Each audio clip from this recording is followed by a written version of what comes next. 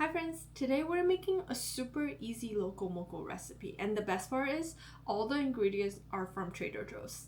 So let's get cooking. For today's ingredients, we got beef bone broth, ground beef patty, mushrooms, onion, and ketchup. We're going to start by seasoning the meat patty with some black pepper, then place it in a hot pan. Press it down gently and cook until it's fully done. While that's cooking, let's work on our sauce and sides.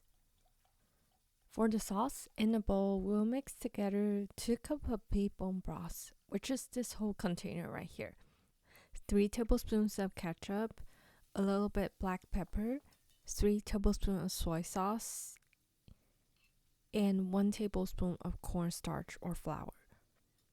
Now we're gonna give everything a good mix and set aside for later use. And for the veggies, I'm just slicing the mushroom thinly and dice up 1 whole onion. This recipe makes 2 servings, so if you're just cooking for yourself, feel free to cut everything in half.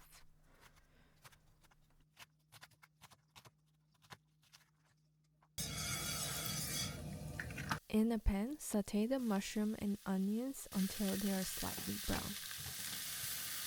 Then we're gonna add in 1 slice of butter. Once the butter melts, pour in the sauce we just made and let it simmer for about 2 to 3 minutes.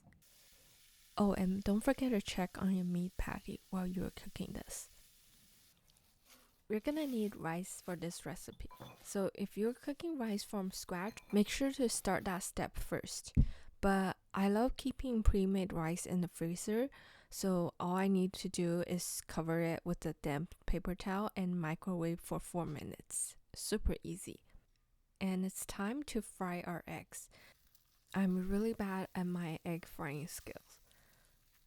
Definitely need some more practice here. And now it's time to put everything together.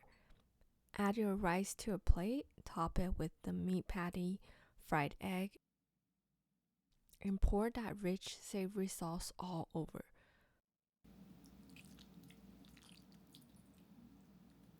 I also added a few cherry tomatoes for a pop of color. And there you have it, a quick, easy, and super flavorful homemade Loco Moco. It's juicy, comforting, and packed with umami. You got to try this. Enjoy!